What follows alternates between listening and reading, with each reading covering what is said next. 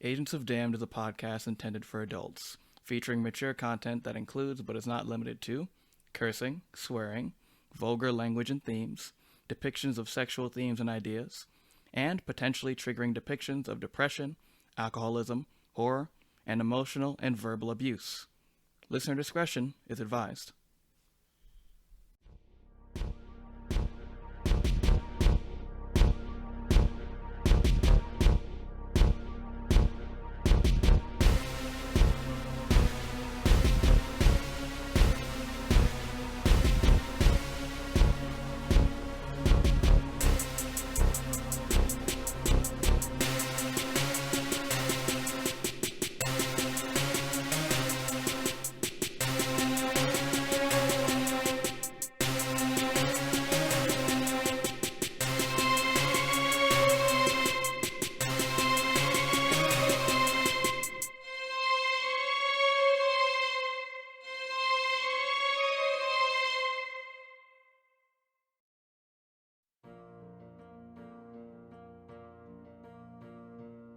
Hello, everyone, and welcome back to Agents of Damned, our actual play D&D podcast featuring myself, your sometimes benevolent, often malevolent dungeon master, Jordan Hoshi Roman.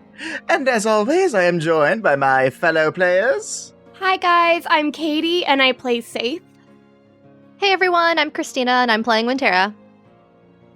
Blah. Blah. Why are you this way? Blah. I feel like we're gonna get copywritten for that. I'm sorry, guys.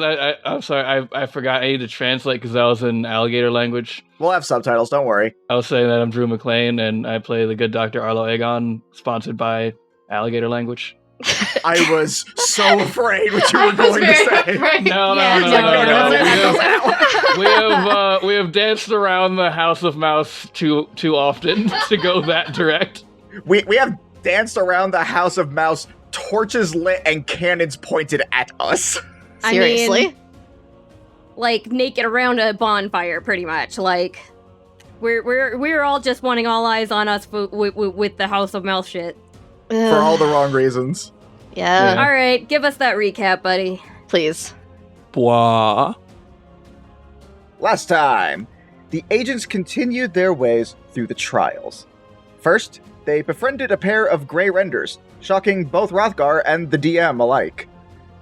Next, Wintera and Saith aided Arlo in enduring a frozen orb that threatened to freeze him alive.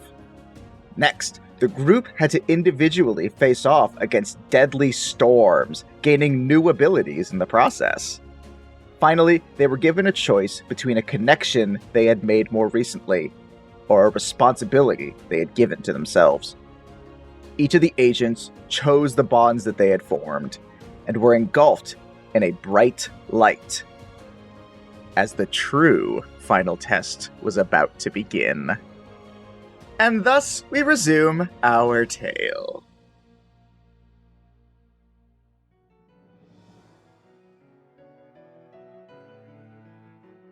Okay, so this time let's start with Arlo. Howdy. Arlo, as the light begins to fade around you and you are able to start to make out shapes again, you realize that you are no longer in the space that you were before. Nor, however, are you back in the central trial chamber. You're somewhere else entirely. A place that is not unfamiliar to you, but certainly somewhere you'd rather not be. You are in the Trollish City, and more specifically, within the Hall of Remembrance, where you acquired your father's armor. What in tarnation? In fact, you are right before the pedestal, now fully emptied. What does Arlo do in this situation, as he is back in this place, alone? No, he just kind of calls out, "Hello? Hello?" The only thing that greets you is the echo of your own voice. Echo! Echo! Yeah, it does it again. Arla, as you are crying out into the void, a new sound echoes from behind you. It's a sound that you haven't heard in so long. It's a distant memory, but one that is hauntingly familiar to you. Dong! Dong! Dong! The sound of an echoing gong behind you. And you, without question, know what this is. It used to be one of your favorite things in the world. It was a tradition of your father's. Your father wasn't from the southern part, he was from up north, and so he brought some of his traditions down with him, and liked to share them with you. This was his pre-battle tradition. He would take his hammer and bang it against his shield 3 times, to let the enemies know he was there, because the Red Dragonborn are no cowards, and they face their enemies head on. You turn towards this sound, and you do, in fact, see Jacob standing behind you, donned in his armor, wielding his hammer, banging it against his shield, walking towards you. As he says, "That is the second time that you have abandoned me. No more." As he prepares to fight. Arlo looks down at his armor. He looks up at his father. You're not wearing that armor anymore. Oh man, I was gonna make a joke about it. Sorry. Not only are you not wearing the armor, actually, you don't have the hammer. They're back with their rightful owner. Do I have the hat? No. Am I just naked? You're wearing armor. Just not that armor. Say. We're going to now cut over to a different agent. Wintera. As the light fades for you, you find yourself again in a familiar place. You are back in your mom's druid grove. Gentle breeze blows past you as you are in this area completely alone. What do you do or think in this moment? I think Wintera just kind of like sits and acknowledges the flowers. She has missed that sort of scenery very much and would just kind of take it in for a moment since everything has been so fast moving, and these trials, weirdly enough, have been one of the few moments she's had time to actually think. You sit down, brush your hands against the flowers as the wind blows through your hair. Oddly peaceful, a sweet scent accompanies it, one that reminds you very much of home. And then behind you, you hear crunching of the leaves. You turn around to see that the wildlife in that area is starting to not die, but change, wither away like the seasons. The greens turn to yellows and reds, oranges, as you see, walking towards you, is Hearsome. You hear more crunching from another direction. There, you see that truly all of the plants fade, and a cold breeze is carried in from it. And you see Sarastra. Beyond that, you feel rain and a more cool breeze. The smell of honey fills the air, and you see Ulorian and Meskamin coming towards you. And finally, back to where your gaze originally was. The scenery does not change, but you feel the warmth of summer beating through as you are approached by Titania and Oberon. In unison, They all speak to you and say, "We have given you much, and still you turn away. If this is the destiny you've chosen, so be it." And they all raise their hands to fight. Wintera honestly isn't concerned. She's just like, you're not the real Fey Lords and Ladies. I was given a gift, and it was told that I can use it as I want. It's not something you can just decide that I have to use in a way that you want me to. As you are saying that, you feel something flutter next to your ear. You turn over and see this little fairy creature. It says, "Oh, if only it were so simple. Former shepherd." And this little thing carries with it this shining orb. An orb that you have seen before. A Fey gift.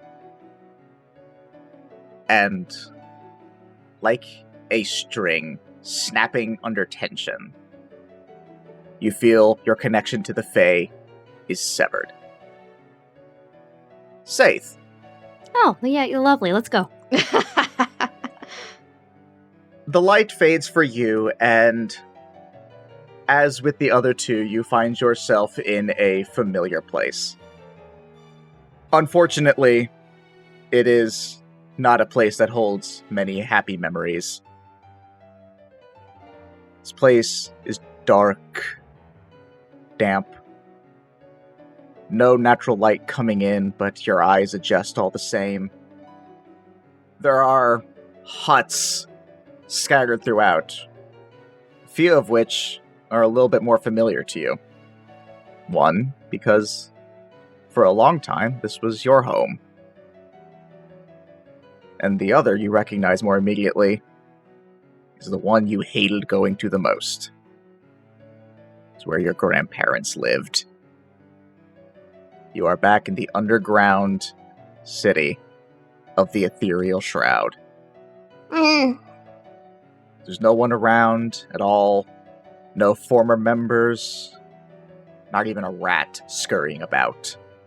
It's just you.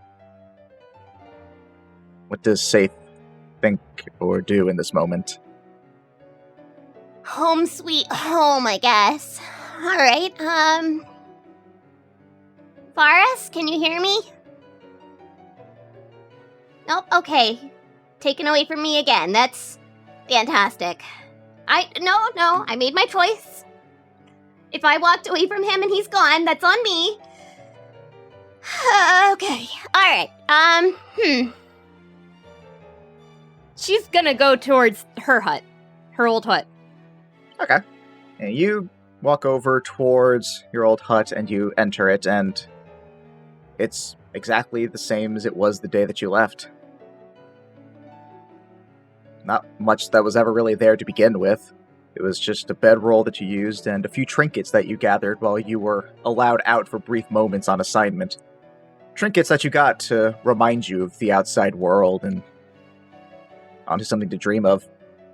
Some of them weren't even ones that you found. They were gifts from your parents. Are there any trinkets that Saith would go over towards first? Is her mother's amulet there? The one that she gave to the The Raven Queen? Yeah. It's there. She's just gonna gingerly pick it up and run her finger over it, like it's like her thumb over it, like. As you look over it, thinking back to the times when she was still alive, and even just while you were out on your journeys, holding it close to you, you have this feeling of familiar warmth and the sadness of loss come over you. It's, in a weird way, comforting. But the moment does not last. As you are looking at this, a raven swoops in and snatches the amulet and flies back out of the hut. Oh, huh. All right, cool.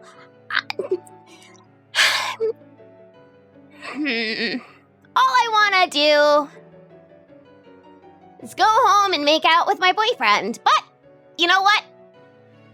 We're gonna do this. We're gonna get this test done, and I'm gonna do that. Goddamn motherfucking trolls.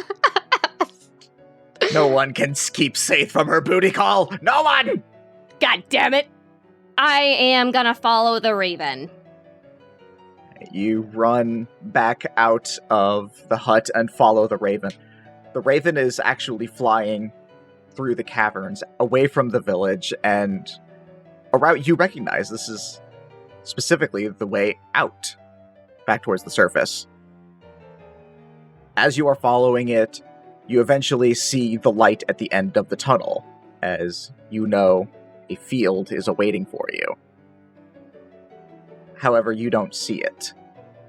As the raven flies out of the cave, it drops the amulet, and it lands in the hands of an all-too-familiar drow. Varus looks at you, a sadness and anger in his eyes that I don't know that Saith would have ever seen before. And he just says, "Thanks for nothing, I guess. I really thought we had something with us, forming this pact together, but we're just gonna throw it all away like that? If I really meant so little to you?" Excuse me? You're the one who abandoned me, you asshole! So You sorry son of a I bitch. died. No, you don't get to speak. You don't get to act this way. Do you hear me? I don't care if you're the real Varus or not. I have lost a goddamn enough, don't you think?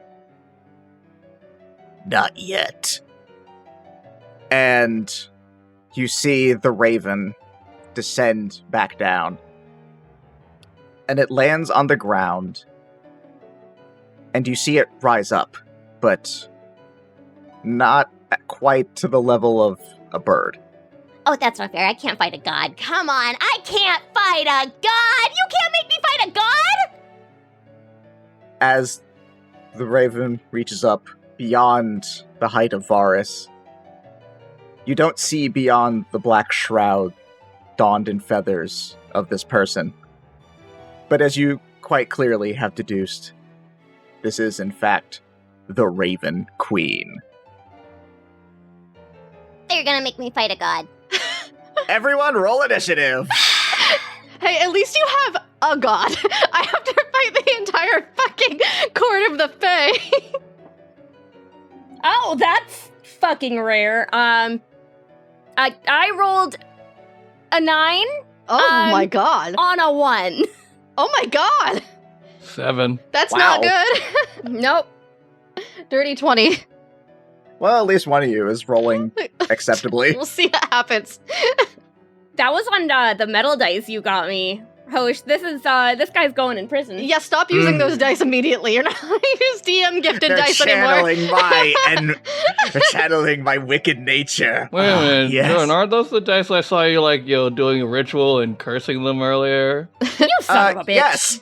They're not full moon gifted dice. They're new moon gifted dice to suck New away moon all their gifted dice, thank you. They're energy. blood moon curse dice. Blood moon curse dice. Yeah, okay. Fair I enough. saw you you had like a fire lit around them and you were like, ooga chaka, ooga, ooga, ooga chaka, ooga, ooga. All right. Yeah, before you give away all of my ritual. Wintera, Oh god, why me? because You you rolled rolled a highest dirty on 20, initiative. what the fuck do you think? I mean, that's fair. It's your turn. Yeah, no, I realized. I'm just Oh, trying okay. to figure out what the fuck I'm gonna do about this. 'Cause I'm sorry, I you just weren't saying anything on our audio podcast, so I was concerned. No, Like I'm you- sorry. I spaced out and then started thinking, and I was like, I have an entire. When you're faced with an entire court of Fae, Lords and ladies? Lords and Yeah, you got ladies. the whole fucking, I Yeah. have a god and my childhood best friend. You've got the whole entire motherfucking kingdom of the Fae coming after you right but Arlo now. has his dad, so who really has it the worst? Right, yeah, I mean, at least I don't have to, like, live with these guys. I know, don't like, have a weapon, you guys. I want us to put it in perspective like D&D terms. You're like, oh my god, the court of the Fae. I have to fight the Raven Queen. I don't have the thing that makes all of my things work. I mean, you were a cleric before. I'm not now. Great, so now you have fists that you was can your punch own with. damn fault. You made that choice, motherfucker. That was a character decision that was in character. World building. You Okay. And now I'm gonna penis. destroy your world. All right. So the entire court of the Fae have challenged Winterra in And are surrounding you, yes. her mother's Druid Grove. Correct. Winterra's immediately just like, aside from her taking any actions immediately, is just very put off by the fact that they are within her mother's Druid Grove and the Fae are not being attacked right now. It is strange, isn't it? So, can I like? I don't know if this would be like perception or nature or something else, but as far as the actual scenery that I'm in, I'm trying to just like figure out if there's anything she needs to take notice of, aside from the fact that obviously they're within these trials. What do you mean by take notice of? Like, if there's something calling out to her or that's very definitively, aside from just the other things that she's already noticed about the Druid Grove not attacking the Fae and not, like, them being themselves, that she needs to be aware of. I will say you may roll either Arcana or Nature. We'll go with nature. Oh, natural. 14. With a 14, you hear, not really hear, but you sense another presence here that is not among those presently visible. You're not sure where it's coming from. You're not sure what the intentions are, whether they are for or against you. But there's something else here that feels familiar, but you can't place it. But does she know which direction that's coming from? Not with a 14. So they're within the Druid Grove, but they previously planted the giant lily within the Druid Grove as well, right? I believe that is where you put it, yes. Does she see that here? I will say you would know where to look for that, so yes. Okay. She's gonna go over to the giant's lily or the area that it was planted, just ignoring the Fey lords and ladies. I'll say that it is not quite within any of their range. So Okay. yes, it was closer to the center. I feel like Bookworm would have wanted to plant it closer to the edge, but I feel like Winterra would have insisted put it more in. Yeah, like keep it safe. Yeah. Is it blooming? No, not yet. It is, from what you can see, it looks as though it has started to grow. Not a lot, because it has only been like 6 months or so, and I'm sure Winterra would have asked Bookworm about this plant relentlessly, yes? Mm-hmm. So you would know that because giants themselves tend to live fairly long lifespans, many of the flora and fauna that are also born of their lands also live longer lives and therefore can tend to take a little bit longer. Okay. So it's not unusual that after all this time since you've been there that it still hasn't fully bloomed, but it does appear to have started growing. She is going to cast Druidcraft on the flower, which can make an instantaneous flower bloom, seed pod open, or leaf bud bloom, and she is going to cause it to bloom. Okay. And as she does so, she's taking in the giant's lily and seeing it surrounded by all of the wisteria plants and just like the epitome of what Winterra had chosen for picking Bookworm over the Fey Lords and Ladies. And she sort of looks back over her shoulder as she's doing this at the group that is essentially fighting her and goes, I'm not unwise enough to think I could fight all of you all at once, and I'm not going to. That's not happening. I'm also not running because there is nothing I should need to run from. Some of you have granted me a gift upon my birth, and it is mine to do with as I please. I did agree that in your time of need, I would help the Fey Lords and Ladies in the Fey Wild, as you would do for us. But that does not extend to this. If I follow my heart, then it means that I can do my other jobs and responsibilities better. Then she goes back to observing the flower. I would like you to roll me... what do I want you to roll? Nature. All right, Leafy die. Don't fail me. Ooh, okay. 22. As you do this, you speak these words, you cause the plant to bloom. You look up at the lords and ladies around you, and you see what almost looks like a second visage behind each of them. Something about them is... It almost as though the forms that you see before you are masking something else. And as you say this, as you cast Druidcraft, and the plant begins to bloom, a light rises from the plant itself. And from it you see the visage of Bookworm and the Fey Lords. They all look and smile at you and extend their hands outward towards the false lords.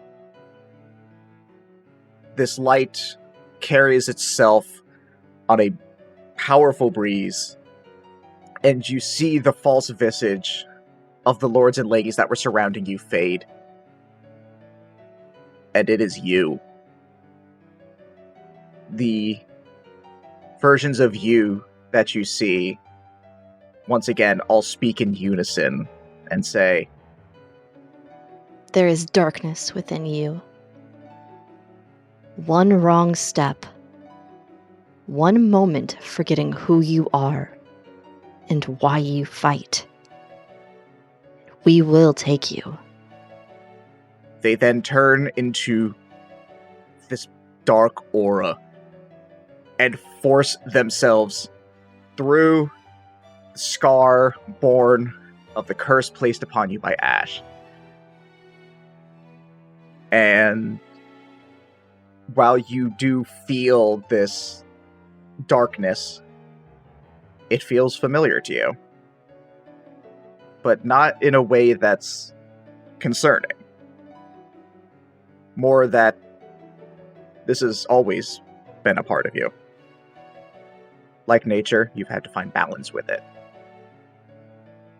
And as you look back towards the visages of the others, you realize what this test was.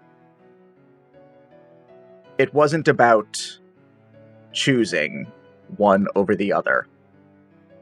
For you, it was about that balance. It was about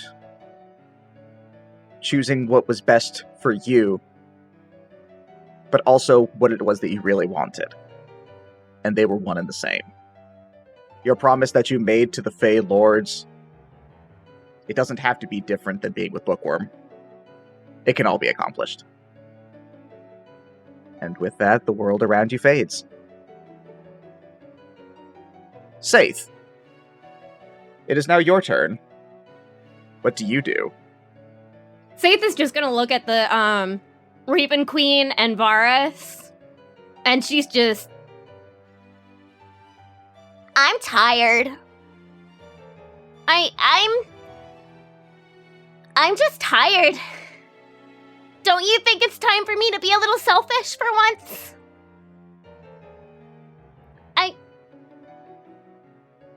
I lost my parents at 5. I lost you. I thought I found somebody in Asmodeus, and he was everything and nothing I expected. Don't you think it's time for me to deserve some selfishness? Me going to Barden, it doesn't mean that I don't still love and care about you, or that I don't respect the gifts given to me by the Raven Queen, but I'm tired. I'm truly tired, Varus. I don't think that you're the real one, but you've been the one that's been in my head this whole time, and I don't know if you can feel it, but Varus,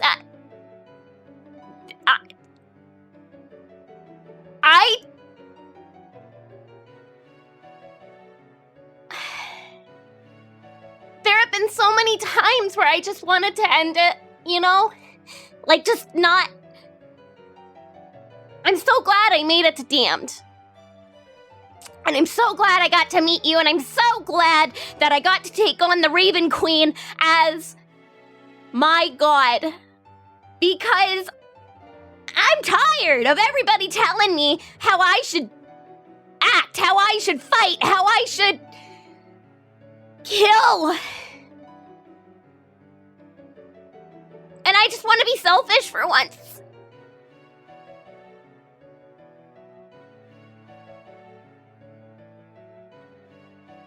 So, if I have to fight you, I guess I will. But I've been fighting with myself my whole life, and at this point, I just want to stop fighting. Saith, as you say this, tears streaming down your face, I need you to make me a persuasion check. Alright, so that's a dirty 20. As you give this heartfelt plea with Varus and the Raven Queen, you feel this sensation. It feels as though it's coming from your heart. Originally, you just thought it was you being emotional and all that, but it's only been growing stronger and stronger. And you realize that while it is coming from your heart, it's extending outward onto your arm. You look down, tattoo is oddly not there. Presumably it's the effect of whatever this test is, but you begin to see this glow coming from your arm. And you see it form the ravens that were once there. They extend deeper than the ink now. It's no longer just a thing that Nelg did. When you agreed to take on this deal with the Raven Queen, it wasn't just to get rid of Asmodeus. It wasn't even to throw away parts of your past that may have brought up bad memories. anything that may have been a surface level thought or outside perception on why was all just that. It wasn't the real thing. It's, as you just said, Saith has gone through so much in her life. She's lost so much. And despite what everyone always says, there's nothing wrong with being a little selfish. It's what gives birth to desire. That selfishness is wanting you to be happy. And there's nothing wrong with that. And these thoughts, they're not yours necessarily. I'm sure you've thought these, but right now, in this moment, it's something else. And as you see these glowing ravens on your arm, they begin to move. They fly off as if you were summoning them. And they fly over towards Varus and the Raven Queen. And cut clean through them. They fade like mist as the glowing birds spin around and begin to form a similar figure. You once again see a shrouded figure, but this time warm, inviting. They extend a hand out towards you. Do you come? Oh, of course. You make your way out of the cavern, for the second time feeling this freedom, back into that field, there with the Raven Queen. She looks down. She doesn't say anything, gives you a soft smile, and gives you the locket back. But don't you need this? She doesn't say anything. She simply holds it out for you. Saith is gonna reach out for it. You take it, and as you hold it in your hand, looking down on it, it turns into this golden dust and swirls around you. And you understand what she meant. A trinket holds memories. Even if you don't have the physical trinket, the memories are still with you. As too will she be. Arlo, That's it. it is your turn. What do you do? So, Arlo looks to himself, he looks to his father, he looks at... Notices he has the hat, the armor, the hammer. He goes, wow. It actually looks kind of silly to be wearing like full plate armor and a cowboy hat. Is that how I've been looking this whole time? Well, there's one thing I know for sure. My father has never said an unkind word to me his whole life. Well, my whole life anyway. So you for sure ain't him. And, well, you want to see something cool? Just keep doing stuff. He's not going to respond. Yeah, alright. Arlo, like, hauls off and, like, punches him. Just go up and just to punch him? Or claws at him. Yeah. Okay, roll to hit. That would be a 25 to hit. Where was Arlo aiming? I was planning on doing a disarming strike, so I guess he, like, did, like, a punch as a distraction and then, like, grabbed the hammer. Okay, alright. So, you walk over, raise your fist, and it looks like you are aiming for punching him right in the jawline. And then, as he shifts his head to dodge, you swing your fist down and grab the hammer. Go ahead and roll an opposed athletics check to wrestle it from him. I can't use my literal class feature called Disarming Attack. Read me the feature. When you hit a creature with a weapon attack, you expend 1 superiority die to attempt to disarm the target, forcing it to drop 1 item of your choice that it's holding. You add a superiority die to the attack's damage roll, and the target must make a strength saving throw. On a failed save, it drops the object you choose. The object lands at its feet. All right, yeah, I guess that does change up what I was planning slightly. All right. What is the DC? It was 8 plus my proficiency plus my strength. So let me see here. That's 8 plus 5 plus 3. So 16. Yep. All right. And you said a strength save? Yep, strength save. Okay. He has a +4 strength save. So I have to get 11 or lower to fail. That's a good coin flip chance that he has to make 3 times. So he dodges, you juke down, and claw clean into his hand, and he just reels back, dropping the hammer. Alright, free object interaction, pick the hammer up. Yup. Now this is what I was talking about. This is something cool I wanted to show you. Because you're impersonating my damn father, and I'm not in the goddamn mood for it. And then I hit him with the hammer 2 more times. Yep. Go ahead and roll to hit. Yeah, 19 to hit. He blocks that one with his shield. That's 22 to hit. He also blocks that one with his shield.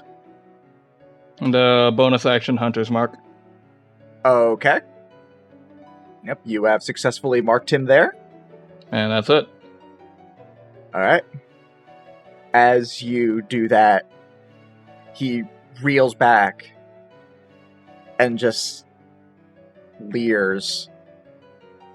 If that is truly all you can do, then you are just as much a disappointment as your mother thought you were. Oh. Wow, I'm gonna kill you extra hard now.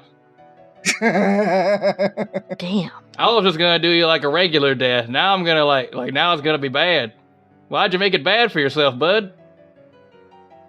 Oh boy, I can't even imagine your spine. The things I'm gonna do just to your spine alone. Your poor spine. Do you want to experience death? Because that's how you experience death. In the words of my friend Saith, he's dead now. He's dead now.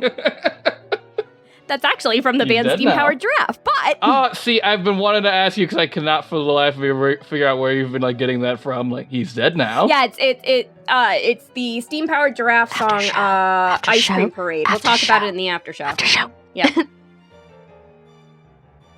And he is going to reel back and unleash these green flames. I need you to go ahead and roll me a dexterity saving throw. That's a 4. Oh no, baby. So, the flames wreath around you. You don't feel the burn on account of, the current fire. Hey, aren't I immunity. immune to fire right now? Yes. However, that's not all these flames do. You feel some of the flames seep into you. And they burn at you from the inside. And you are poisoned. And that is going to come back around to you. Oh, still me. Well, he did his action. Okay, up. It's gonna be 22 to hit. 22, he blocks it once again. Jesus. He's wearing +3 armor and has a shield. Wait a second. Was that a saving throw that Arlo just did for the poison? Yeah, Did you have advantage on that? Because you have Betty's backwash. I do have Betty's backwash. I'm sorry. God that's- bless you, No, Tina. that's you fair. were That's fair. Roll it again. That's not any better. That's a 7. Oh, I tried. Okay, No. yeah, no, anyway, as you were. Would have been cool. I tried. Let's try a all you different can do. dice. Thank you, note taker. We appreciate you. It's a dirty 20 to hit. Okay, why are you saying yes? He rolled higher than a dirty 20 before and missed. Yeah, it doesn't work. No, I said nice. Oh, well, he missed. Oh well, fair enough. That's a 19 to hit. Mm-mm. No. All right, done. All right. As this battle is going on, and for some reason you just find yourself incapable of hitting him, it almost in a weird way kind of reminds you of when you used to spar with Jacob. You're brought back to this memory of when you were younger, probably about 16 or so. Jacob would like to take you out back and just do some swordplay with you. You're there with a wooden sword and shield, as is Jacob, and for whatever reason, like, every time you try and hit him, he just blocks you off, manages to get off a parry, and on one of them, he just knocks you back clean on your butt. Come on, Arlo, up and at him. I don't know how you're doing this, but you're cheating somehow. It is not cheating, it is merely experience. Though, I suppose I could show you a trick if you want. Oh, that sounds cool. Alright. As I said, on your feet. Yep. And the second you do that, he trips you. Uh, That you know what? I should have seen that one coming. Little bit. Remember, if you ever find yourself going up against a superior opponent, fight dirty. Because at the end of the day, it doesn't matter who wins with honor or any of that. What matters is who gets to go home. Huh. This is a really good lesson. I sure hope I remember this later and laugh. Yes, I certainly hope you do too. Would be nice if I bothered to remember it half the time. He gives you a little smirk and extends a hand out to grab you and pick you back up. I think as he's picking me back up, I like jump on him and put him in an armbar. Nice. Taekwondo. Taekwondo, thank you. Although we talked about this, that's not what Taekwondo is. That's different. Back in your present situation, as he pushes you back off with his shield, I will give you one more action. Okay, that I just actually rolled well. The dice, they tell their story. That's a 26 to hit. As you rebound off of his shield, you have this memory. And you trip him clean on his ass. Cool. He's gonna take that plus my trip attack damage, and that's gonna be some good shit. Yup, and now is prone. That's 24 damage, and he is prone. He is indeed. Now, I believe my wording was I give you another action. So I do him additional big smacks with advantage. Correct. So he trips him and he's like, again, my dude, you could have whatever or whoever you are, you could have just showed up in your regular form, but you showed up impersonating my dad. So now we got to do this to you. That's a 22 to hit. That's a 25 to hit. You bring your hammer down full force on him, and then as you do, you suddenly find yourself somewhere else.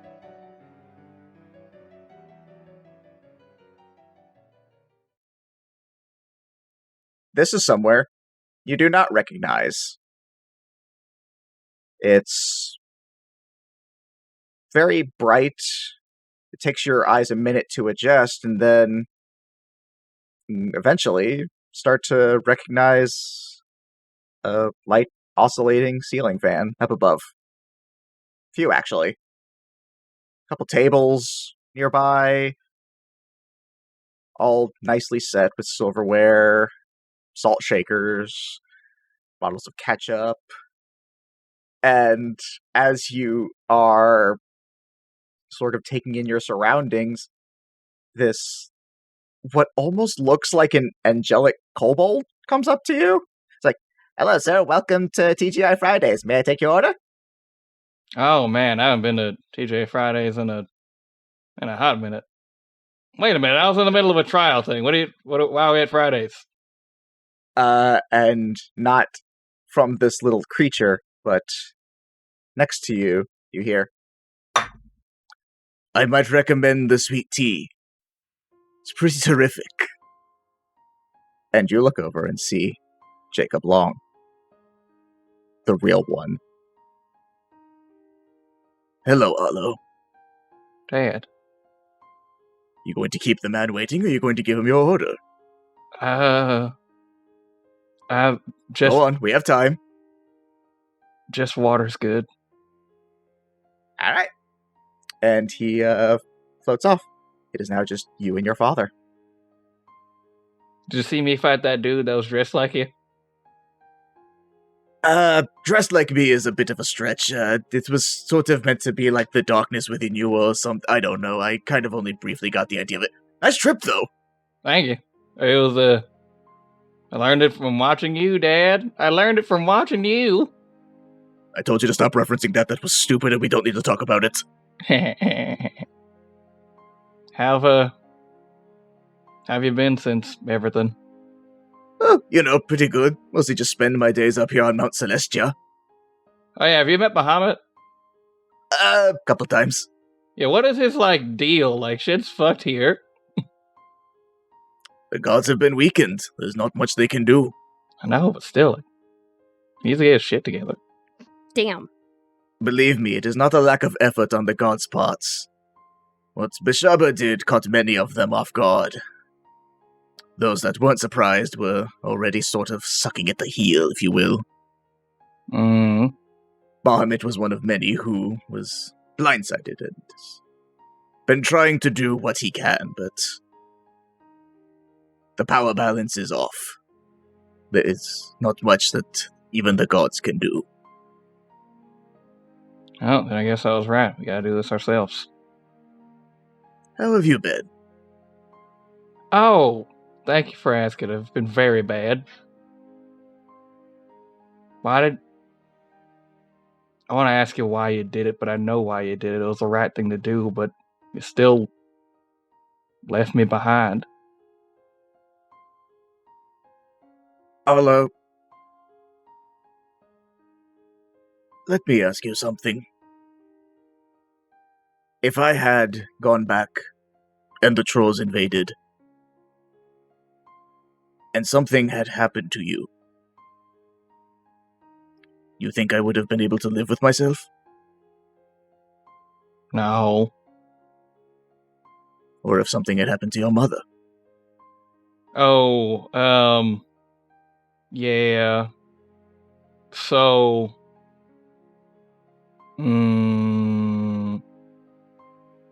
so fully hypothetical question. How would you feel about possibly seeing her again? I've been Hypothetical. anticipating it, but a bit ways down the line. Cool. Everything I'm is aware fine. of what's happening to her, Arlo. Oh, okay, good. I have been watching, believe it or not. I don't know how often you're watching. I don't know if you missed it or if you saw it or I imagine it's like a play where you catch the stage play as many times as you can, but sometimes it just kind of passes by. I don't know what you've seen. I wouldn't miss it for the world. Everything about what I know knows that things couldn't have gone any other way.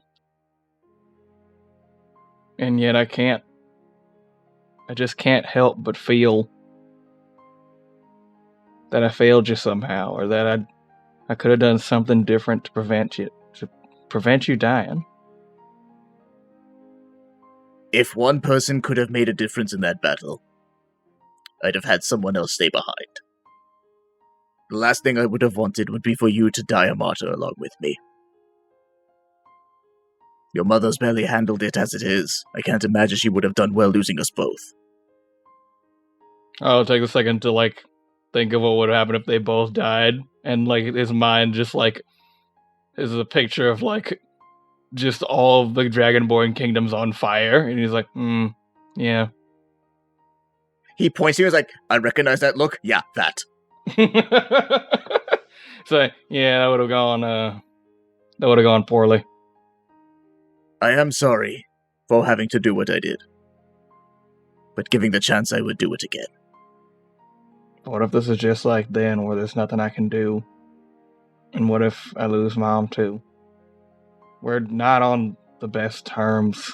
We never really were, but I'm not ready for her to die.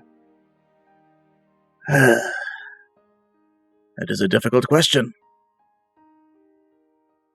Much as I like to pretend to be the one who knows it all, I can't say I have an easy answer for you.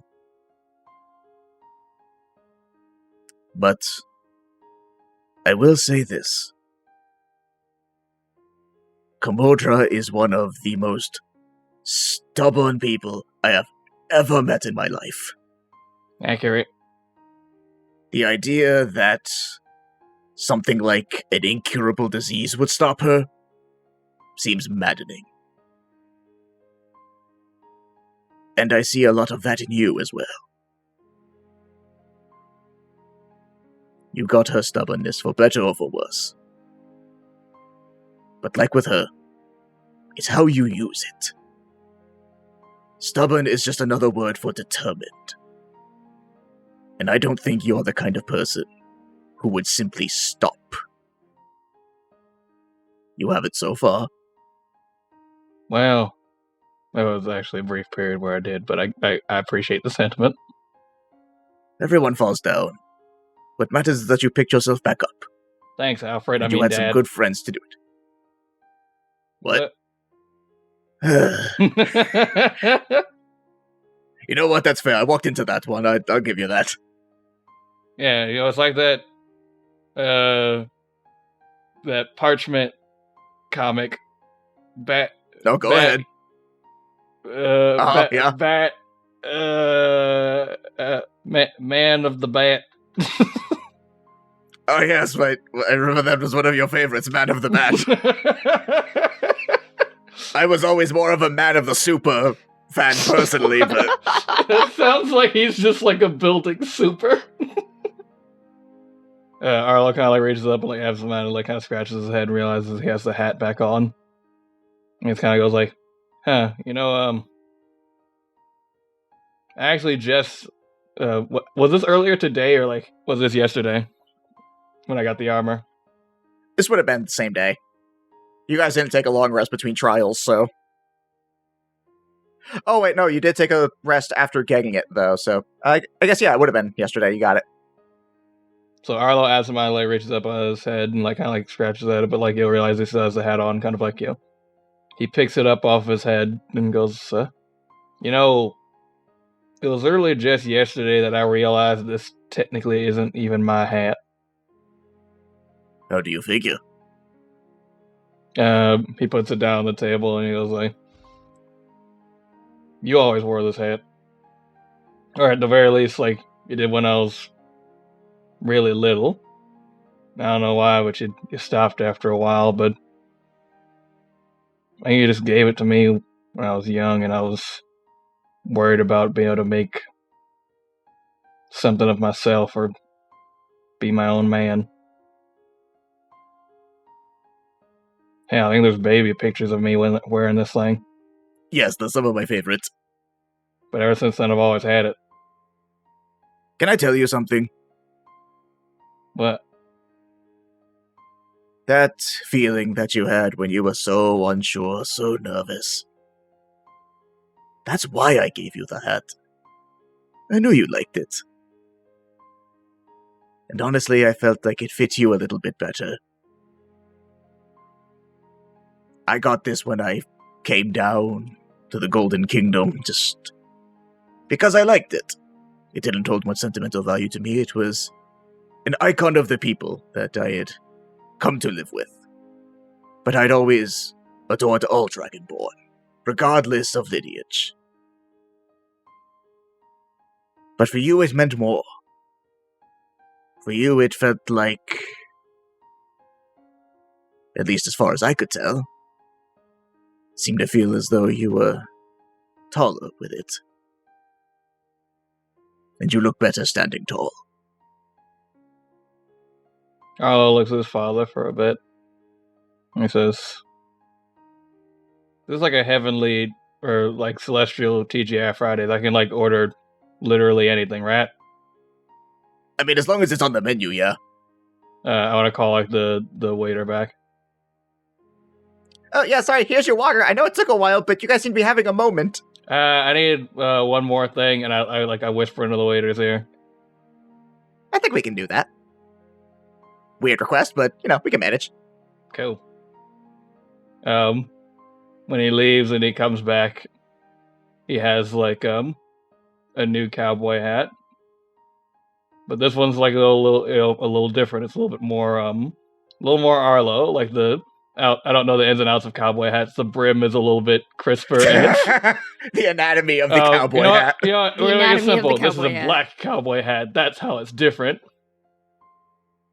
Yeah, so that's how it's different. So he goes and he comes back and he has a black cowboy hat. And Arlo takes off he takes off the hat that his father gave him and he like hands it back to him and then he grabs a new hat and he says, I think it's time for me to start living as my own man and start working towards the future and not being quite so caught up in the past. Jacob smiles as you say that. I think that would be an excellent idea. And if you would not mind, I would ask that you, and I realize this is a bit of an ask given what has been going on, but try and take care of your mother. She tries, but people are not really her forte. I actually just remembered a few things. Do you remember back when you were little and you were roughhousing with your friend Cal and your mother freaked out? Arlo does kind of like a 1,000-yard stare. He's like, no, I don't think about that very often. Yeah, okay. Did you know that she came to me that same night? So worried that you hated her forever. No, I didn't know that. That was a lot of the conversations that we had about you. She was so worried that everything she did, she had done irreversible damage that you would hate her forever. That's why I would have to be the middleman so often. She did care, but she doesn't know how to deal with people outside of giving orders. It's the life she lived. I'm not telling you to forgive her for everything that she has done. You are, as you have just said, your own man. You make your own decisions. But try and help her out. She's someone who needs help. And I care about you both more than I could ever put into words. Arlo stands up from the table and is kind of like, he's pulled his hat down to hide his face a little bit. Because he is crying. Yeah. And Arlo says I'll do my best. And he claps his father on the shoulder and says, You keep an eye out for both of us from up here, alright? I will be sure to do as I can. And he stands up and he gives you a big hug. Arlo just kind of melts in the hug for a little bit before composing himself. Real men can hug, it's fine. But no, I'm fine. Arlo, listen, it's okay. You can have emotions. I just don't want to cry at CJ Fridays. No, it's okay, it's Why okay. is it They stopped CJ doing the thing where they Fridays? take pictures of people. You don't have to worry about it. You won't go up on the wall. It's fine. You can just feel yourself. Feel the emotions. I don't know. Are you sure they don't do the wall anymore? I'm sure, roll insight. It's a 2. They definitely don't do the wall. Oh, they do the wall. Your father wouldn't lie to you about this. Fuck. You know nothing else with greater certainty in your life right now. Okay.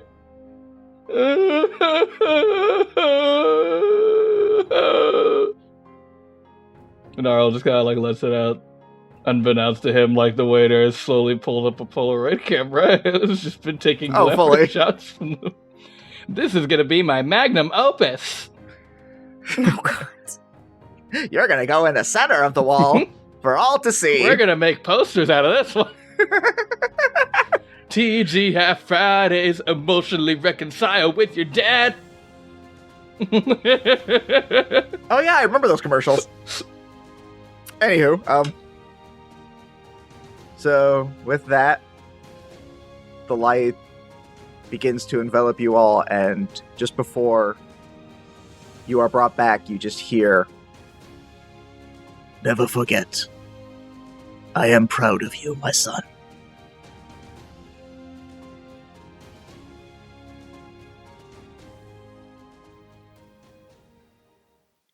And now, a quick word from our sponsors. yeah, and so I was just, I was telling him about the thing, you know, with the... Yeah, it's pretty cool. Yeah, it's pretty cool. No, Drew, oh my God. Drew? Drew, are you okay? Drew? You good? Oh God, no! Yes. Oh no, Yes. they got him. Yes. Turned into the Uh-oh. dice gremlin. It is I, the Dice Goblin. Gremlin. Goblin. I wrote the commercial. It's the fucking Dice Goblin. Katie. Oh no, not the Dice Goblin. Dice Goblin, why are you here? I am here, for I am the dark passenger within you all that you cannot sate. He's right. I feel the need to buy dice now, but wherever will I do that? You'll never be able to get enough high-quality dice at a low price to satiate me. There is no such place to get such things. That's not true. What? You could go to www.adventuredice.ca and put in the code AGENTS at your time of purchase. You'll get 10% off. Wow, do they have, like, a wide variety of things to choose from? Like, regular dice, small dice, big dice, wooden dice, metal dice, sharp-edged dice, and, Even D6 and D10 sets. Wait, they have D6s and D10 sets? Shit! Exactly, and you can get almost every single set with the exception of the Andrea's Adventures Charity set. that's still over 300 dice to choose from. So many dice! Your dice goblin will surely be satisfied.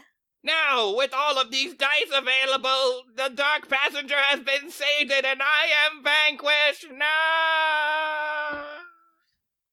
Oh God, did you die? Hey guys, what's up? What did I miss? There he is. He's all good. Hey, thanks AdventureDice.ca! I don't know what's going on. I left to get a sandwich.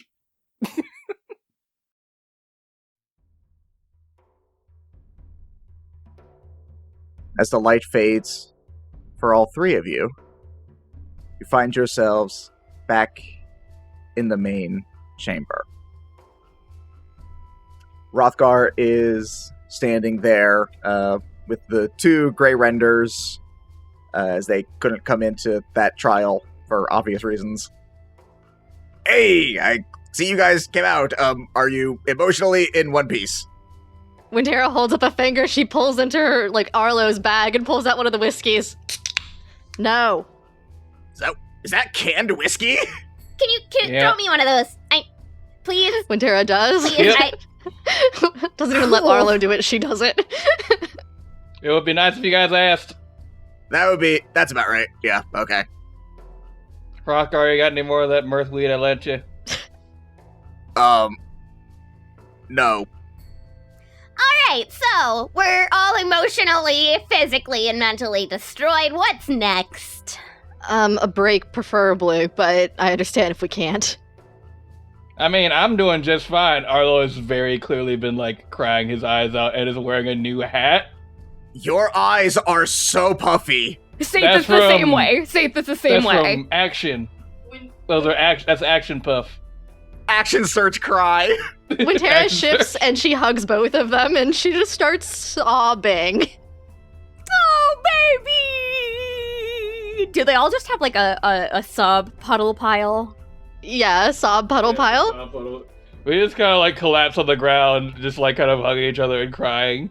Rothgar goes over, picks all of you up, not breaking the hug, like just picks you all up as one pod, like, I'll bring you guys back to the inn. Rothgar, you're so strong. Yeah, I As know. he just carries all of us sobbing. Yeah, he's just like over the shoulder carrying you guys like you're a giant barrel or something. It's just I would not sobbing. have guessed you were this strong, Rothgar, during that last fight where you really just threw spears. it was a large thing, man. Look, I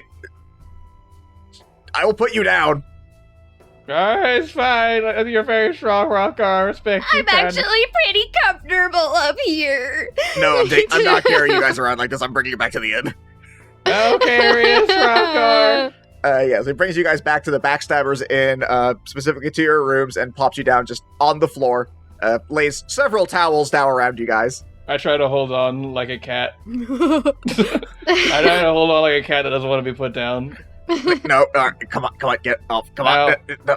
He like tries to like pry you off like limb by limb, but you just keep grabbing back I'm like on. crawling up. I'm on top of his shoulders. Oh, I'm like, okay. now. It's like one of those cartoon bits where he like takes him off and he goes to throw you, but then you're like stuck to his back, and he takes you off and he goes to throw you, and then you're like Like stuck Gary, to Like his the, leg. yeah, like the Gary, like in the tub. In the tub. Yeah. In the tub. In the Yes. puddle. In the hug. In the hug. After a while, he eventually manages to pry you off. Like, all right, I'm going to go make sure everything is good for you guys to ascend. Afterwards, now that you have cleared the trials, you may do so. I will just make sure everything is good. The trials are mean. I don't like them. Yes, I know. There's... Why did you make those, Rothgar? I didn't. Who did? The giants that came before.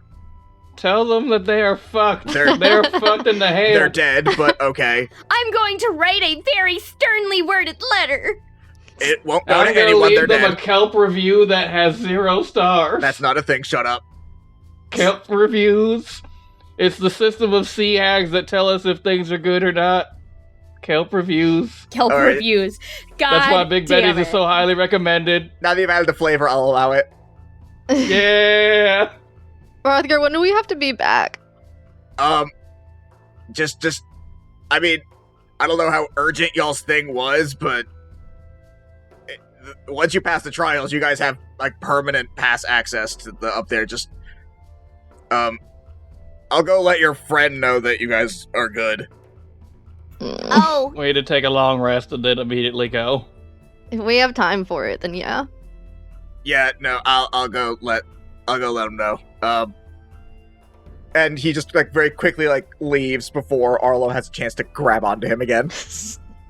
I do grab for him. He You, has the juke. no, he just gets out and you slam into the door. you know, when I joined Damned, how many months ago, I really, really was not, prepared for the level of emotional growth that I would have to go through.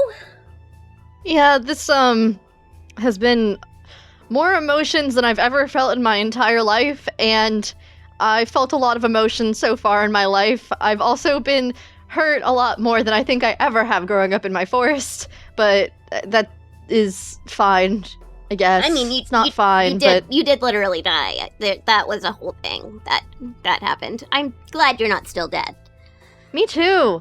I mean, I think overall, like, yo, that was pretty rough, but I think, like, yo, I've centered myself now. I think I'm good now. Arlo is holding Wintera and petting her like a cat. When Like a Tara doesn't stressed fight cat. it, she just lets it happen. He's like, but I think I'm good now. It's just like stroking like the top of Wintera's head. He's like, yes, this is fine. Also, can Sathan and Wintero go ahead and roll me perception checks? Sure. Nat 20, 29. All right, cool. Nice. Mine is a dirty 20. Yeah, you both clock that Arlo is wearing a different hat now. Hey, I like it. Your hat. It's new. Oh, yeah, I just kind of figured, gotta start making, moves towards the future rather than staying stuck in the past, and, I think wearing my father's armor and realizing a lot of things made me realize just how much of my accoutrement was me trying to harken back to, someone that I missed. And I'm never going to stop missing them, but I can't let that dominate my mind and my actions.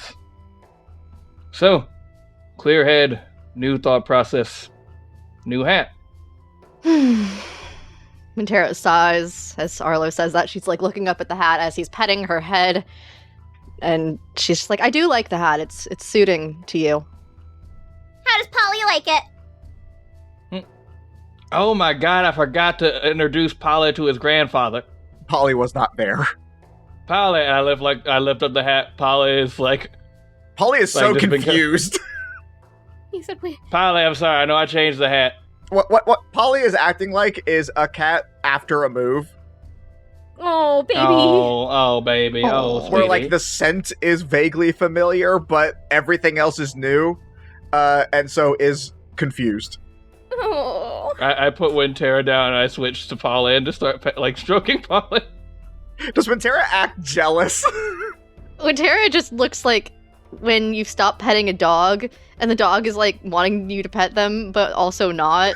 It's just like Wintera's like has put her face like on the lap. It's just like, hey, you can also pet me. She's like laying out stretched. She has two hands.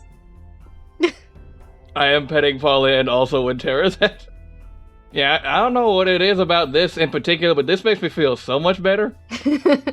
Guys, I think we need more pets. I mean, I can do that. Oh wait, we do have more pets. Where's our other pets? Puddin gurgles like at Saith's feet. No, our two new renders. The big boys. Big beefy boys. What did happen to them? You vaguely remember watching them follow behind Rothgar, but they're not in the room. I'm sure they're fine and not causing chaos throughout the entire Troll City, but even if they are still very good. Roll insight, all of you. 19. 10. 15. Arlo, you feel kind of reassured by what Wintera says. Saith does not, and Wintera, even you realize what you just said is bullshit. She knows what she just said is bullshit, but she's still going with it. They are fine. Some chaos is good for a city. You guys hear something break off in the distance. Some chaos is good for a city. Oh god, he's dead! No. Anyway, I really need a nap before we do anything else, and then I really want to get back to the towns, because I really need to talk to Bookworm. Desperately.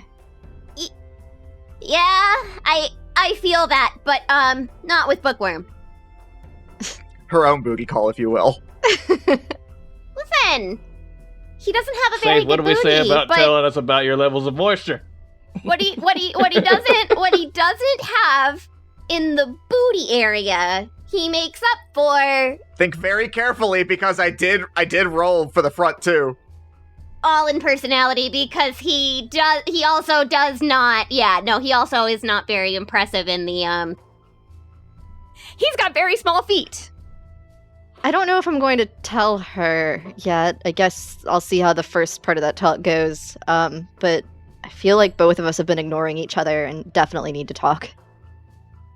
So, I think we should try to get back soon. I agree. I would very much like to have a sit-down conversation with Barden. Guys,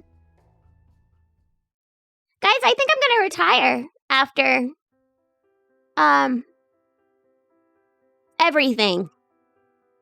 Honestly, I was gonna ask you guys what you thought you were gonna do after everything kind of settles down, because I feel like, yeah, there's a lot happening, and if I'm gonna figure out a lot of the things that have been made aware to me, I don't know if I can do all of that through Damned. I agree.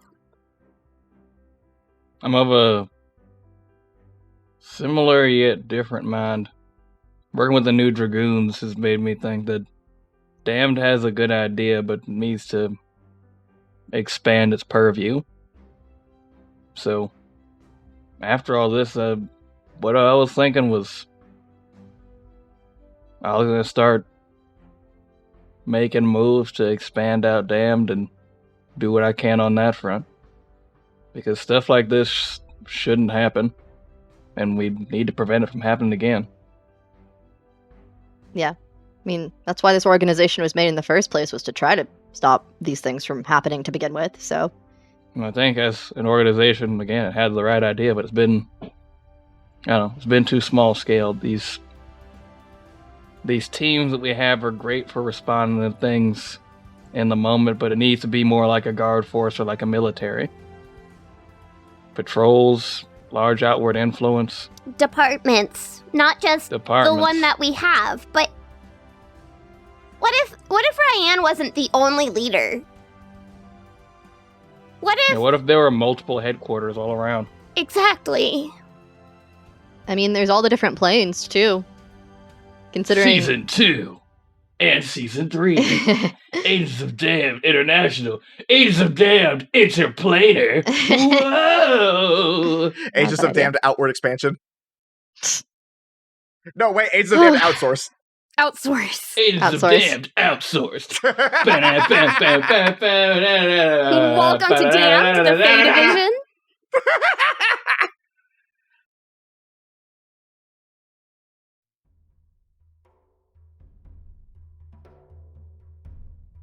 So, yes, as all of this is going on, you guys eventually retire for the night. You get your long rest. Thank fuck.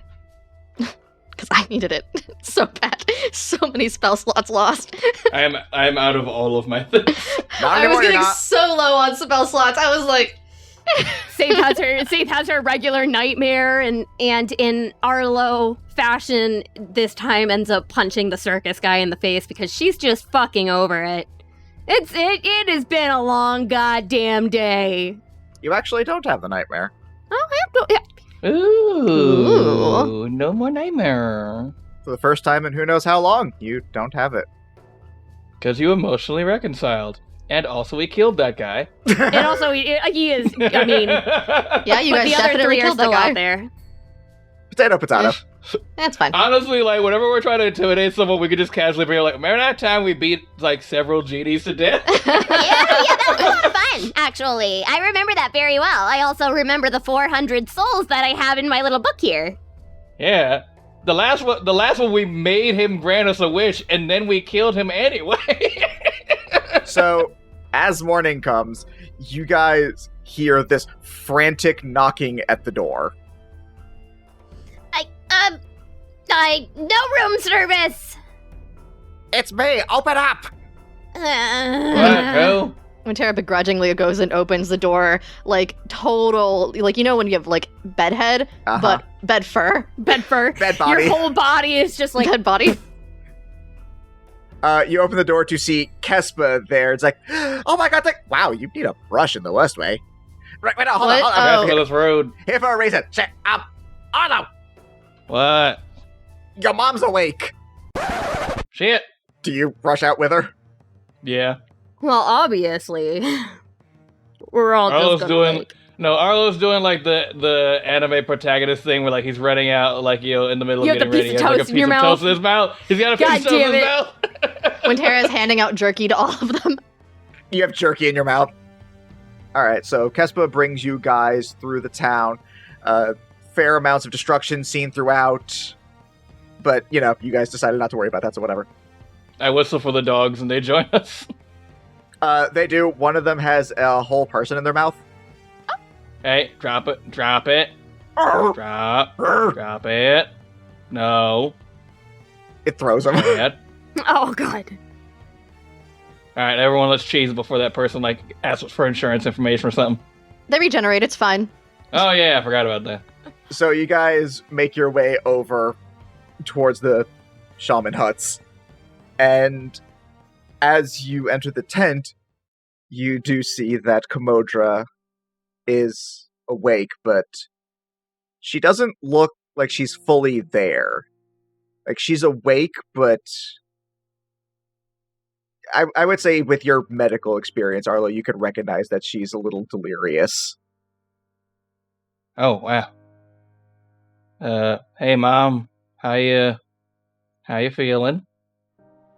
She, like, looks over, like, very slowly.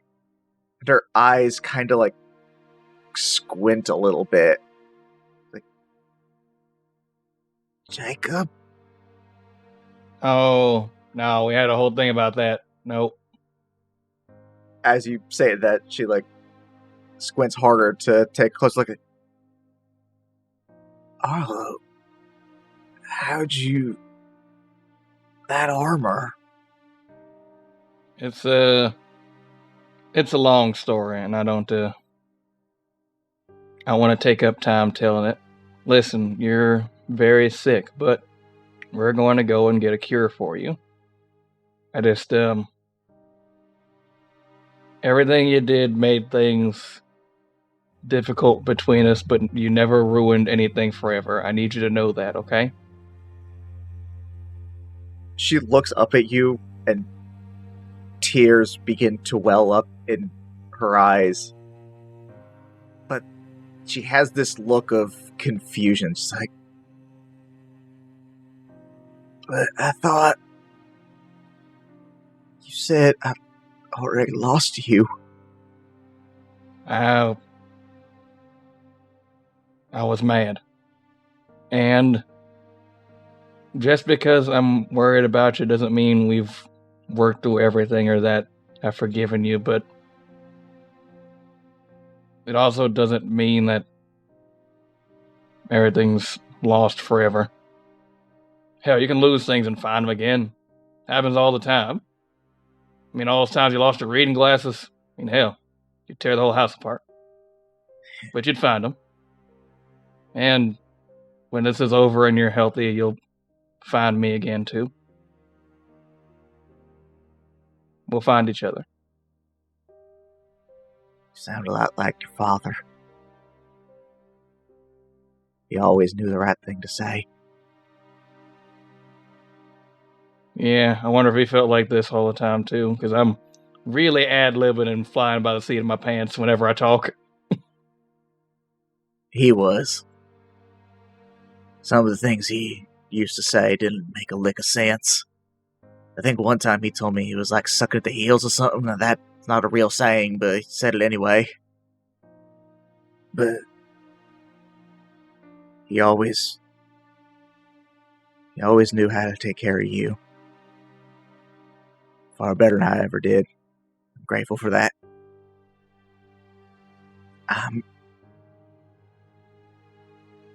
Arlo, I want to tell you how sorry I am.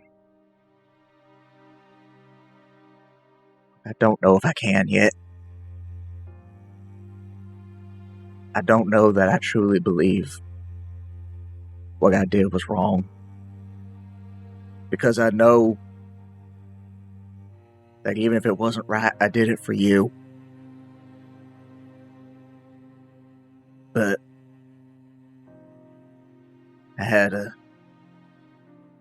very enlightening conversation with your aunt recently. So, if you wouldn't mind waiting a little bit longer, I will owe you that apology once it is more genuine. I think I'd like that. I had one other reason that I came out here. And she points over towards the wall where her weapon, the Dragoon Lance, sits. That has been held by the head of our clan ever since the first Aegon. I don't think it should be mine anymore. Ma, you know I'm not allowed to hold that. The head of the clan has to be a woman. You know the rules. Hey, Arlo. Come here real quick. Yeah? Lean in, and she, like, close enough that she could whisper, she says, Fuck the rules. Arlo smiles. Till you take it, I'm the head of the clan and I do whatever I goddamn please. And I think you're what's right for this clan now. We don't need someone fueled by anger and fear. You were able to defy Jacob's passing. you're able to defy me, you ain't gonna stop. You gonna do what's right. That's what we need. I want you to take it. Arlo walks over to the lance and like picks it up and kind of like feels its weight. And not just like the weight of it like as a weapon, but like, the second he picks it up, he feels just like this significance of it. Like he feels the wear and the handle where it's been held by like so many others before him. And as he like kind of takes a second to realize the significance of this action, he looks to his mother and he takes out his father's hammer. And he goes, "Well, Ma, I'm sure you know me well enough to know I'm not going to take something like this just willy-nilly. So, we got to keep things as even-steven as possible." And he puts the hammer down at like the foot of her bed. Like, if I'm holding on to this, then I'm going to need you to keep this safe for me. I'm sure Dad would love you to have it. She looks down at the foot of the bed and smiles. She reaches sort of down her chest piece and pulls out this necklace that has a small ring on it and says, I've been holding on to this a very long time. A wedding ring. Couldn't bring myself to wear it after he passed.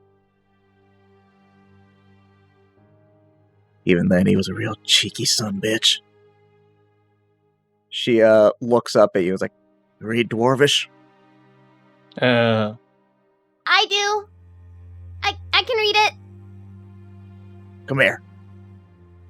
And Saith, you notice that there is an engraving on the inside of it in Dwarvish that reads, "Not even death shall take us." She repeats. Yeah, that's Dad. Right down with a T. I'll hold on to that hammer. You got more than enough to carry on your own. Don't you worry about me. I'll be fine. You do what you gotta do. If you need me, you know where to find me. Ma, before I go, there are two things I need to address. One, I made this mistake earlier and I won't make it again.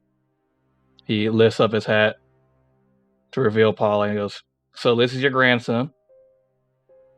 Is he dead? Kind of. His name's Polly Darton.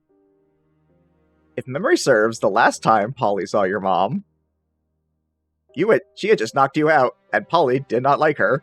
Oh yeah, Polly's like, Polly, calm down. Why are you...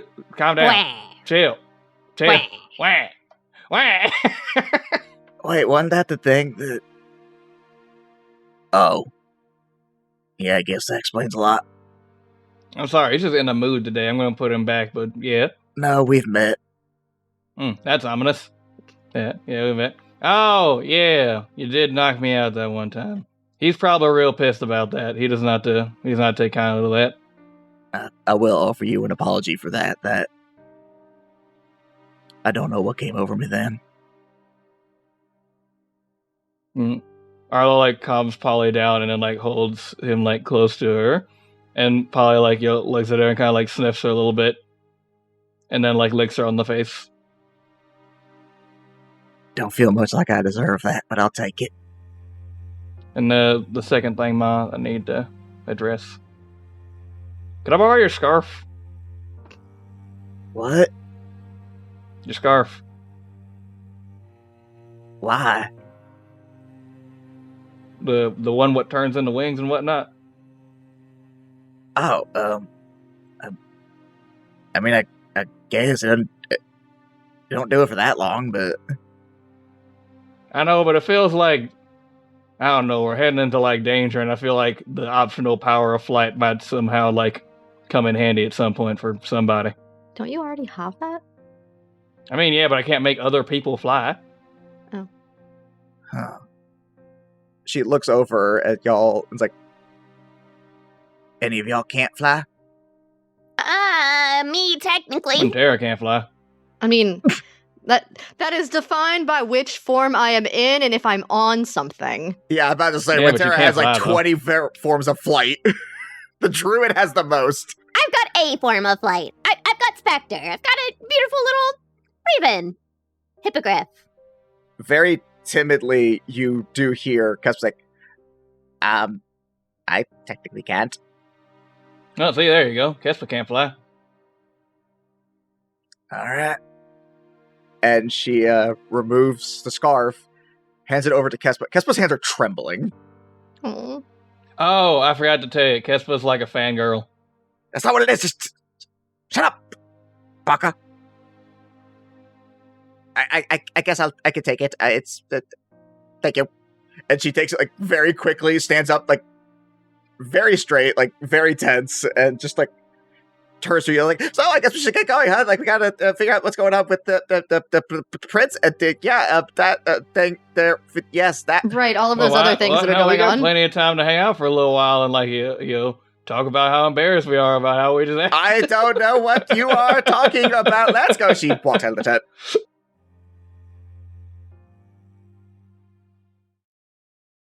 As they're leaving and eventually are no longer within earshot of the tent, Wintera's like, so it didn't feel like it was emotionally the right time to ask this, but what's a wedding ring? Oh, Oh, Wintera. okay. So, what do druids do when they want to marry somebody? Oh, like,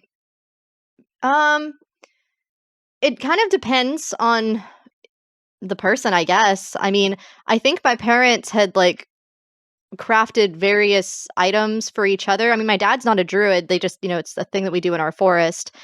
He had, like, done this really cool bracelet that my mom wears, wood carving. And then I think my dad has, like, this flower necklace thing my mom had made for. So it's kind of like that. It's just a symbol of the love that you have for each other. And when people get married, they have a ceremony and a party, and they exchange rings to put on your fingers that you wear to celebrate your marriage. Like, in front of a bunch of other people? Yeah. Oh, okay. It's like a little sign that says, like, hey, don't flirt with me. I'm taken. Or, in my case, because I'm not a dress person, if I ever get married, and chances are that's never going to happen, but if I do, it'll be a courthouse wedding. Oh, wait, so like people, like not like forest animals and like trees and plants and stuff, like a bunch of other people just watch you guys tell each other how much you love them, and then you put these rings on each other and do that in front of a whole bunch of other people? Yeah, so everyone knows that you have an agreement.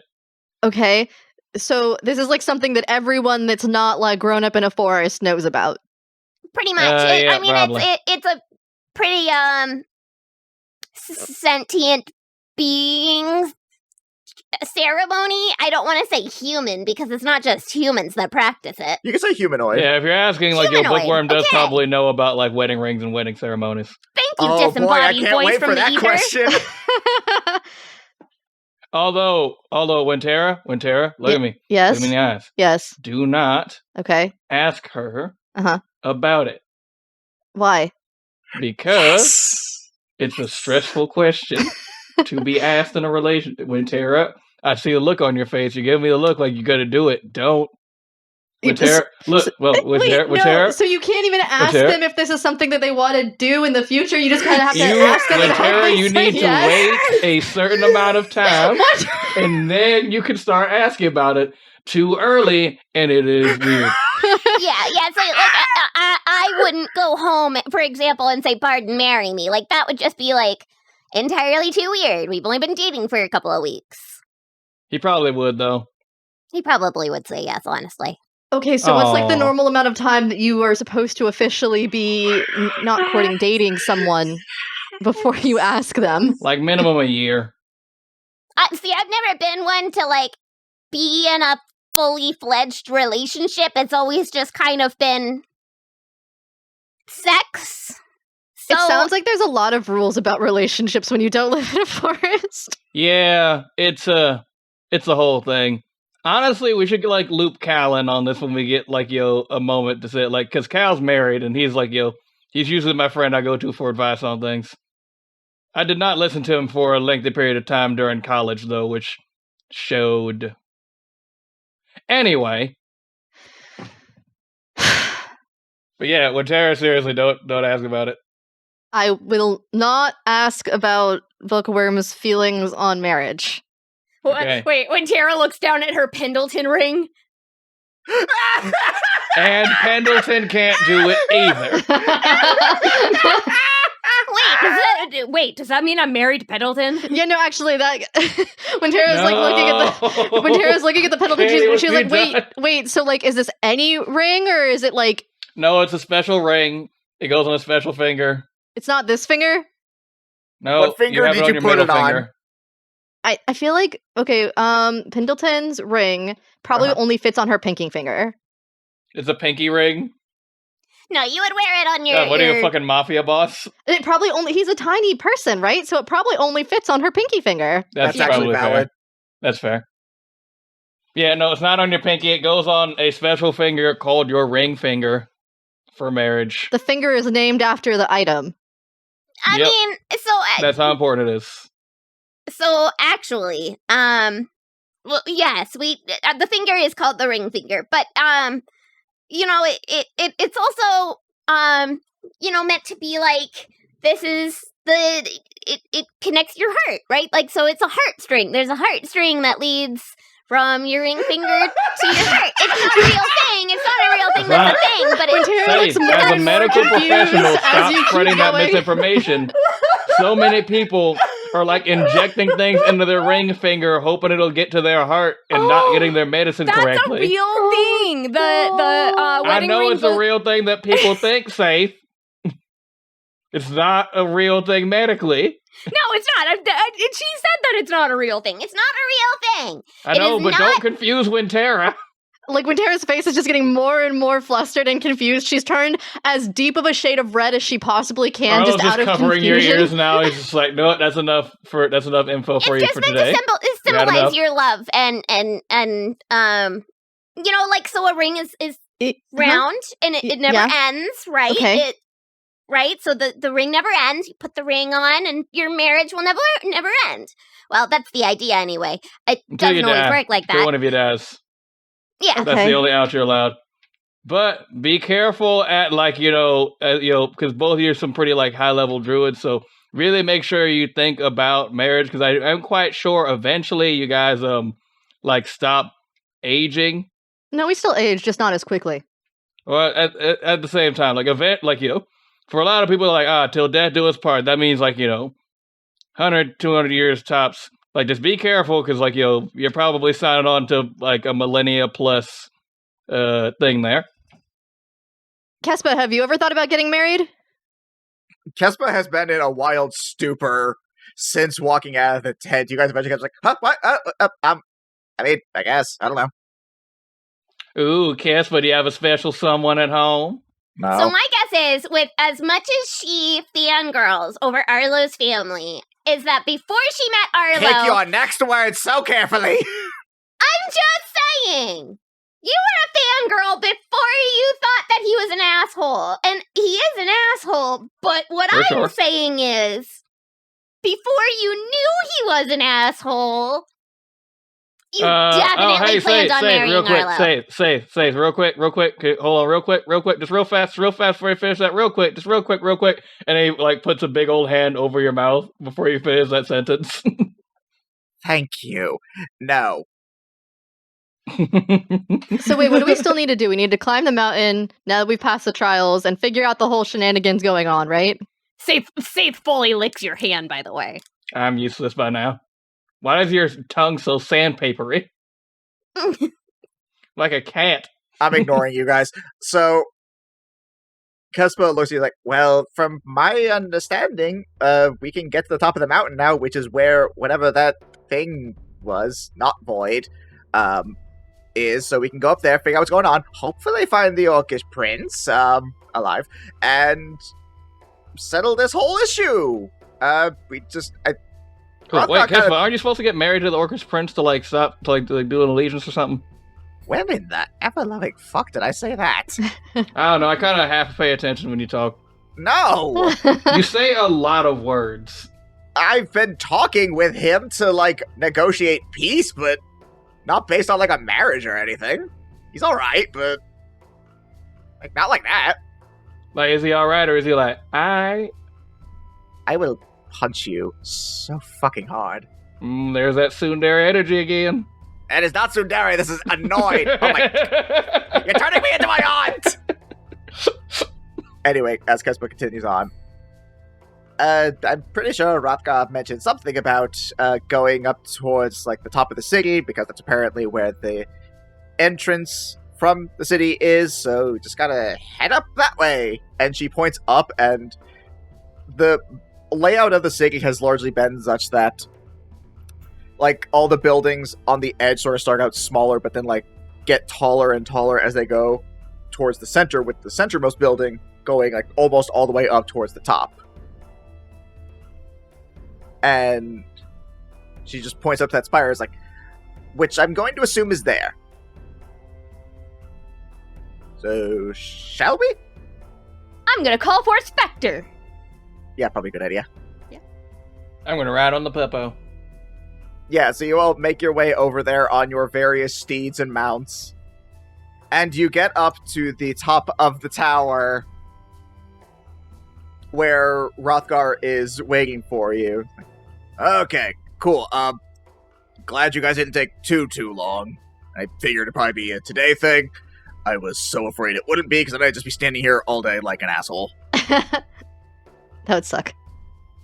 Don't worry, we wouldn't leave you hanging, my man. I mean, you carried us all the way to the hotel. You also threw me into a door, so, don't think I haven't forgotten about that. Yeah. Anyway, you guys ready? Yes, let's do this. Guess so. Alright. And he turns around to two other trolls who are, in full guard regalia. Not, quite as well-formed as, say, what you might find in the Dragonborn military, but still pretty terrifying looking. And he just points to them. Think less plate armor knights and more high-level Vikings. It looks more like it's plate that has been, stripped off of other people and sort of reconstructed with, bone and rock and things like that. Neat. Points to them and says, Alright, open it up for these travelers. They have managed to pass the trials. And they just, bow and say, yes, our liege. And they open up the door for you. Wait, what happened? What? Hrothgar, are you the Troll King? Oh, yeah, did I not tell you that? No! Oh, That yeah. would have been nice information, honestly. Oh, yeah, surprise, I ruled the trolls. Hrothgar would have been so much nicer to you if I knew you were the Troll King. Uh-huh, yeah, I know. I mean, that is just kind of your shtick, though, Arlo. Honestly, I mean, that's actually, if I'm being honest with myself, I would not have been nicer if I knew you were the Troll King. I would have been exactly as much of a little shit. Yeah, I kind of had a feeling. Really, I would have been doing the same, and my compatriots would have been doing more to try to stop me, is what really would have happened. No. Yeah, Your actions are your own, Arlo. Whatever holes you dig are your own. We're not here to clean up your mess, bud. Door's open waiting for you guys. Come on, let's go. Alright, let's go. Alright. So, all of you guys head on through the door and ascend to the top of the mountain. I gave the King of the Trolls weed. And you did. that is where we shall pause our tale for now. Oh, Lord. What a way to end it. Hello, everyone. This is your sometimes benevolent, often malevolent Dungeon Master, Jordan Hoshi Roman, thanking you all for listening to this episode. I won't go anywhere just yet. We got some hilarious bloopers at the end I know you want to listen to. Before that, a few quick plugs. Most notably, our Patreon. head on over to patreon.com/Agents of Damned so you can get access to all of the bonus content we have to offer, including our peek behind the screen after show, our monthly Tales of series, and our monthly shoutouts. This month goes to SC Lark and Paul from the other podcast that we've worked with before, Bard Rock Cafe. You also get access to our monthly one-shot raffles where you get to participate in a one-shot with the cast. They've always been a lot of fun, so pick a level and support the show. You can also find out more about us over on our website at agentsofdamned.com, where you can get full cast bios, transcriptions of the episodes, and access to our merch, which you can also find at tpublic.com/user/AOD. You can find us on all of our socials at Facebook with AOD, Instagram and TikTok at Agents of Damned, and Twitter at Agents of D. Our Twitters are myself at Pokechap, Christina at Greekachu, Katie at Missy Mystery, spelled MYSSY Mystery, and Drew over at Liger Cero, Liger CER and the number 0.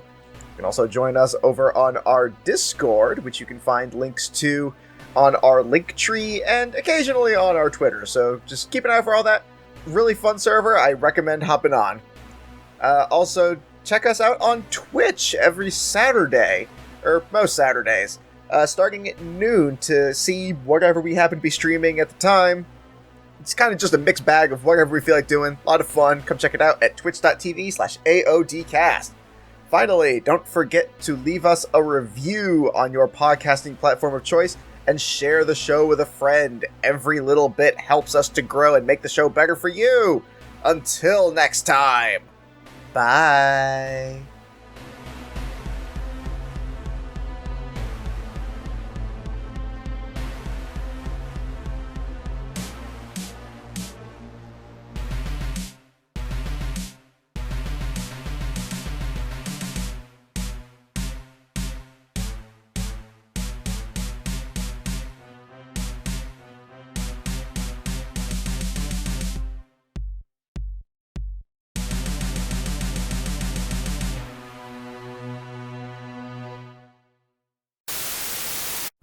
Well, you gruesome oaf. Do you see anything that you like?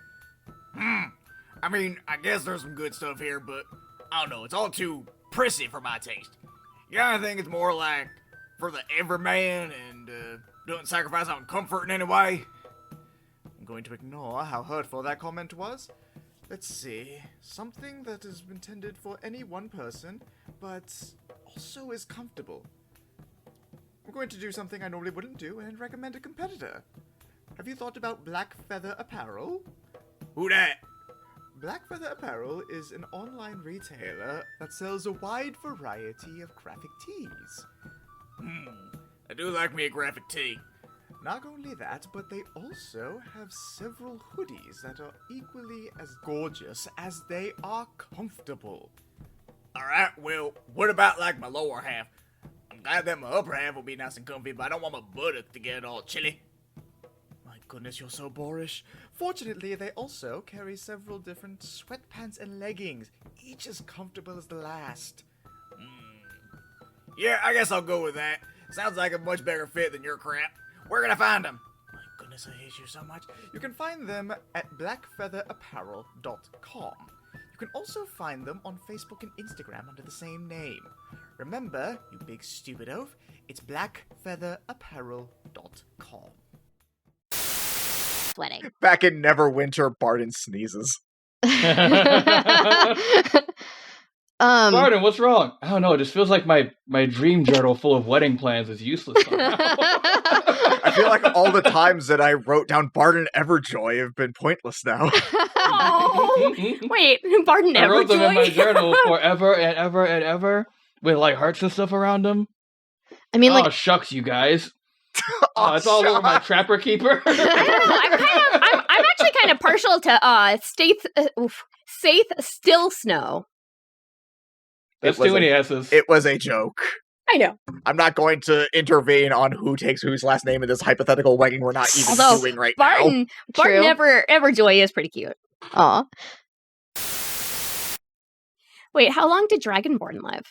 About average. Mhm. Like, And tieflings can live up to, this is very rare Up to though, like up to 100 years. 150 years.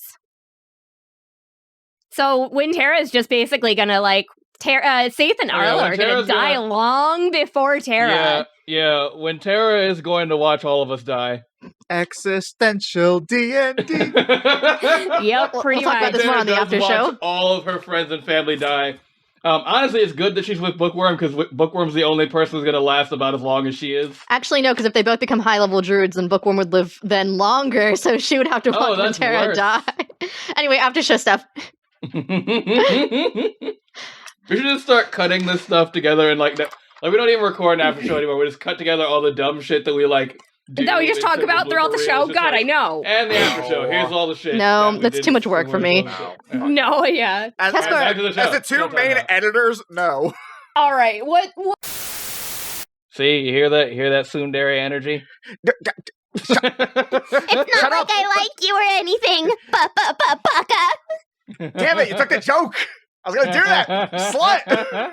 How dare you! You can just cut that and just do it yourself. Yeah, no, Christina, cut Katie doing that. She's not allowed to have the joke. It's my joke. I want it! You can just steal it. You can just retroactively steal it. Better do it fast. The power of post-production is on my side. I have the power of God and anime on my side.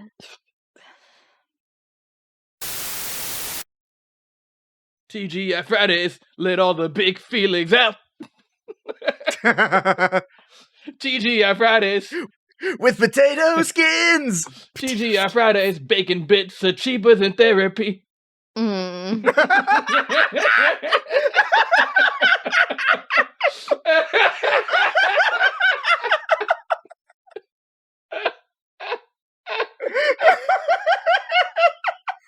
The shit we come up with on this show. Oh, the sad thing is, it's not by much. No, it's really not. Oh my god. Anywho, God, Saith. Jesus Christ, you emotional son of a bitch. Saith, you need to go to therapy. that was very convincing. I was about to ask if you were okay. Yeah, no, I'm good. I didn't want to go too deep into it. I didn't want to go too far. Hang on. Emotions make me hot and sweaty. Mood. Relatable. Can that be That's one of what our I can't- new I shirts? can both hear you and not hear you laughing. It's hilarious. I need my hair tie, which is under my... Oh no. Katie can't hear this, but I really want that to be one of our new shirts. Emotions make me hot and sweaty.